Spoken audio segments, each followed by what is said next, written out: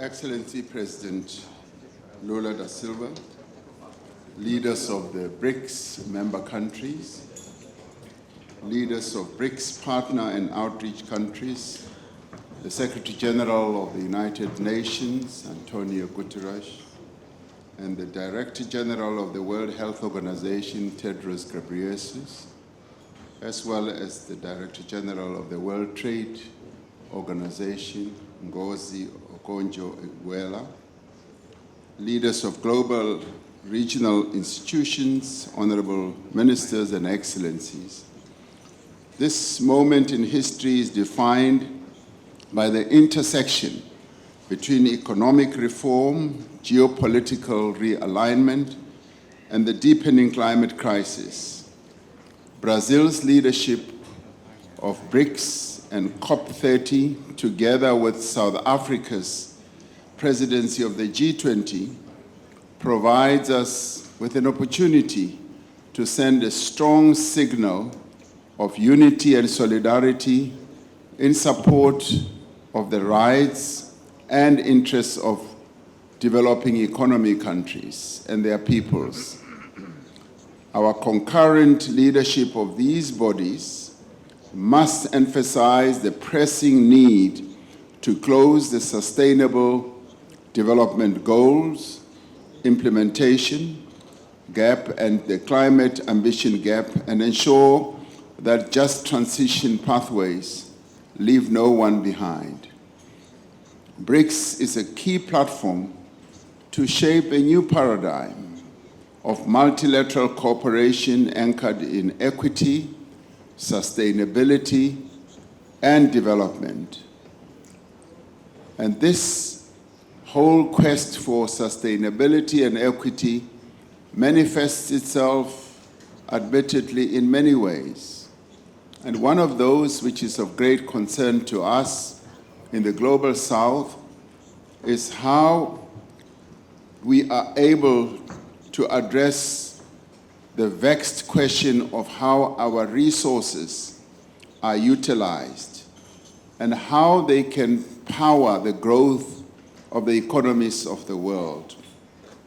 And in dealing with this issue of our resources, particularly critical minerals that developing countries have, especially in Africa and the Global South, we must now ensure that value add becomes the order of the day, that the critical minerals that we have should be beneficiated, and we should no longer be exporting rock, soil, and dust to developed economy countries, but we should now add value and export made-up products from these critical minerals.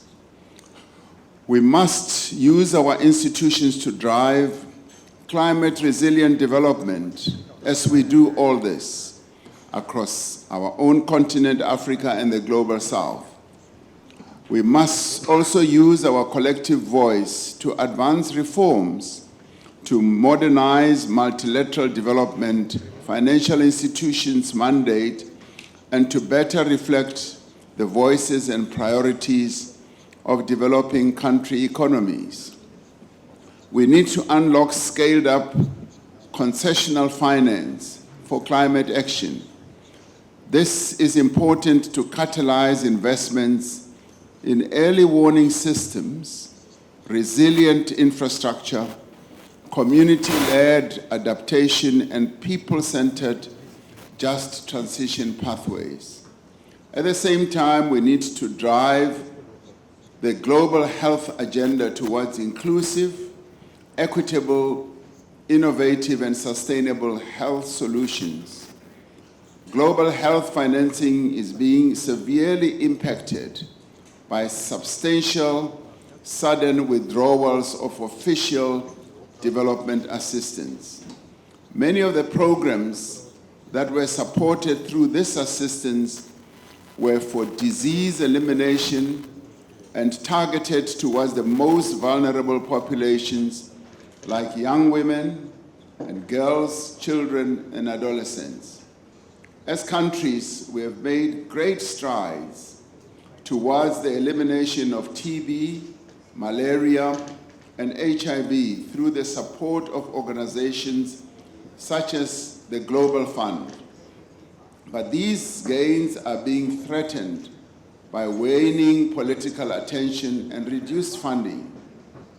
As the co-host of the Global Fund's 8th replenishment campaign, together with the Prime Minister of the United Kingdom, Keir Starmer, I call on countries, businesses, and wider donor community to make a contribution to the fund in the interests of global health security.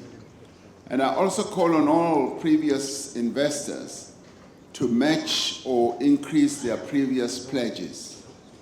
If we achieve the target of $18 billion for the 2027 and 2020 to 2029 cycle, it is estimated that the Global Fund can save 23 million lives and reduce combined mortality rate by another 64% relative to 2023 levels. An investment of this scale can prevent around 400 million malaria, TB, and HIV infections.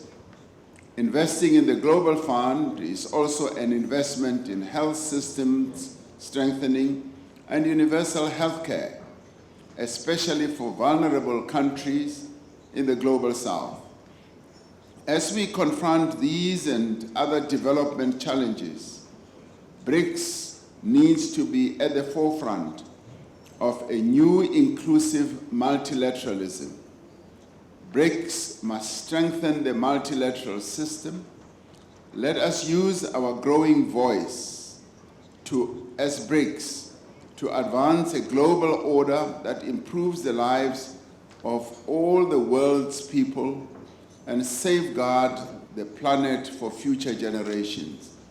This is what we are called on to do as BRICS, and we are really delighted that President Lula has invited so many other partner countries and also the outreach countries.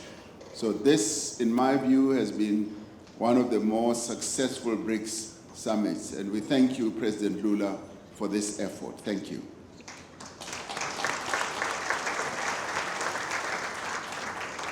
Obrigado, Presidente Ramaphosa.